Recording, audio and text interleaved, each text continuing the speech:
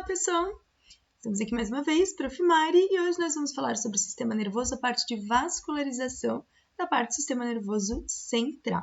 Lembrem que aqui são só algumas imagens que a gente tem, né, dos nossos livros de base da nossa bibliografia, que é o Néter e o Sobota, que nós temos tanto na nossa biblioteca quanto no laboratório de anatomia, e que aqui são só algumas imagens, esses livros têm outras imagens em outras vistas, em outros cortes, que é importante vocês estudarem, ok?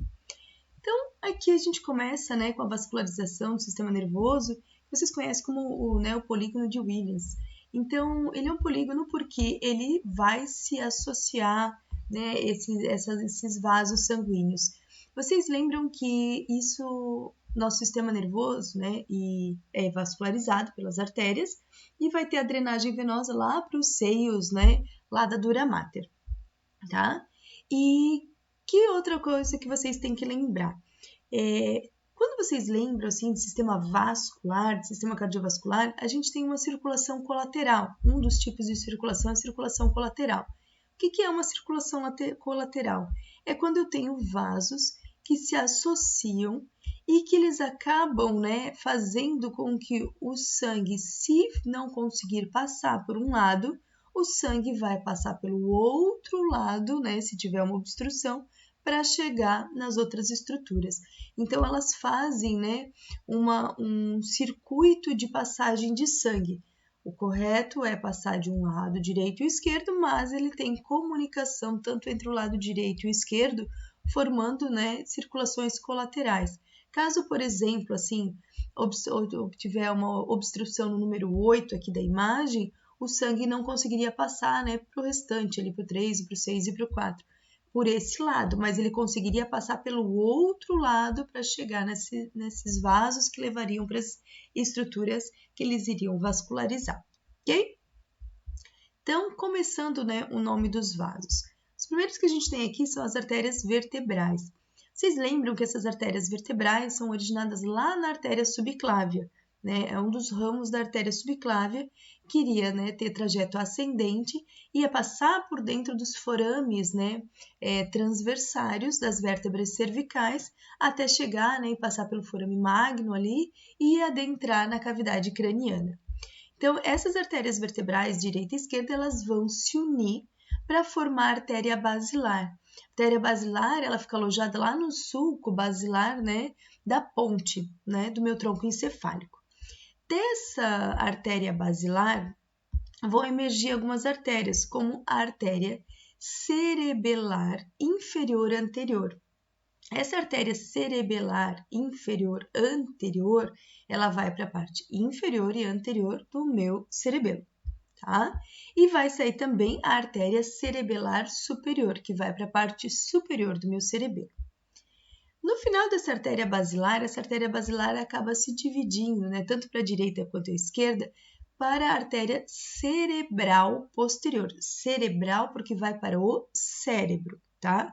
Para o meu telencéfalo, para a região do telencéfalo de encéfalo. Então, é chamado de cerebral posterior. E essa cerebral posterior vai acabar se comunicando com a artéria carótida interna. Vocês lembram que a carótida interna é uma divisão da carótida comum, né? Então, a carótida comum se dividia em carótida externa e carótida interna. A artéria carótida interna passava pelo canal carótido para adentrar na cavidade craniana. E ela vai se comunicar com essa cerebral posterior por uma artéria, né? Por um ramo comunicante posterior. Então, cerebral posterior se comunica pela comunicante posterior com a artéria carótida interna.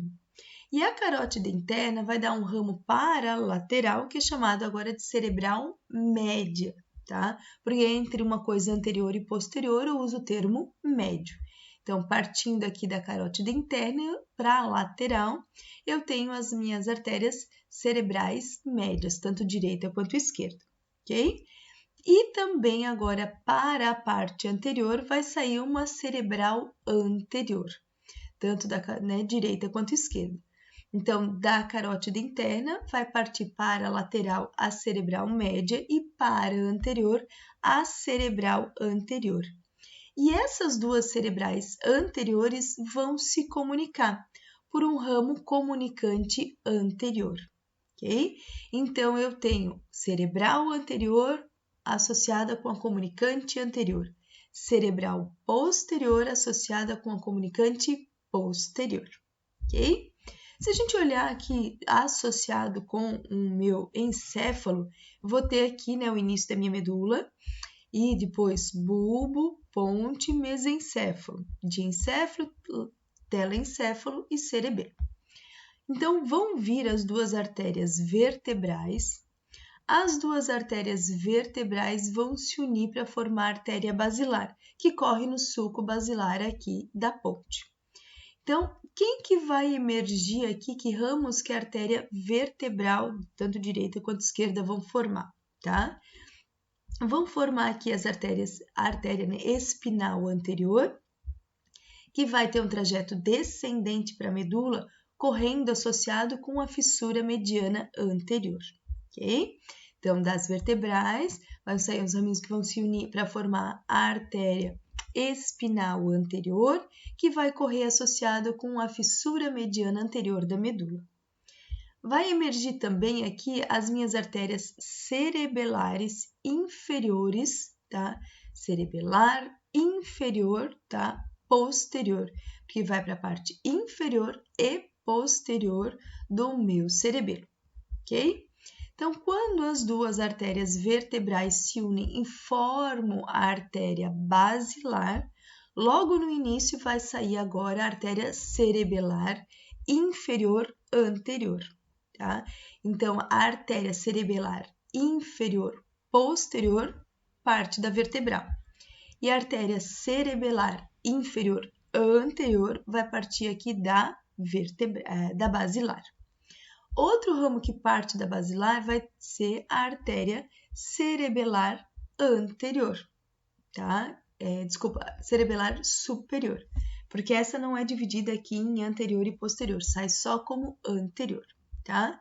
Então, da basilar vai sair a cerebelar, né, chamada de superior, para a parte superior do cerebelo, vai sair a artéria cerebelar inferior anterior. E vai sair no final da minha artéria basilar, elas vão se dividir, tá? Em duas artérias cerebrais posteriores, que vão para a parte posterior do meu telencéfalo. Então, a artéria basilar vai se dividir formando as duas artérias cerebrais posteriores, tá? E essas artérias cerebrais posteriores vão se comunicar com a artéria carótida interna por meio das comunicantes posteriores, dos ramos comunicantes posteriores. E vai se comunicar com as duas artérias carótidas internas. Essas artérias carótidas internas, elas vão, né, formar dois ramos. Para a lateral é a cerebral média e para a anterior é a cerebral anterior. E as duas cerebrais anteriores vão se comunicar por meio do ramo comunicante anterior, ok? Então, novamente, em outra imagem, né? em outra vista. Tenho aqui as minhas duas artérias vertebrais, que são originadas lá da artéria subclávia, né? De cada artéria subclávia. Essas as duas artérias aqui vertebrais vão, né, ter ramos a partir dela. São, né, dois raminhos aqui que se unem formando a artéria espinal anterior, que corre associado com a fissura mediana anterior. E o outro ramo que cada artéria vertebral vai dar é a artéria cerebelar inferior posterior, tá? Então, as duas artérias vertebrais vão se unir para formar a artéria basilar. A artéria basilar vai emitir, né, no caso, 3 ramos, vamos dizer assim.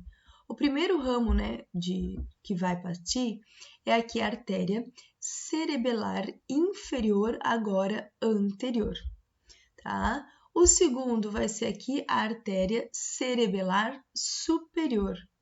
E o terceiro, que seria como se fosse a sua divisão, né, em artéria cerebral posterior. Cuidem para não confundir cerebelar com cerebral. Cerebelar vai para o cerebelo. Cerebral vai lá para o telencéfalo e diencéfalo, ok? Então, a artéria basilar se divide em duas artérias cerebrais posteriores.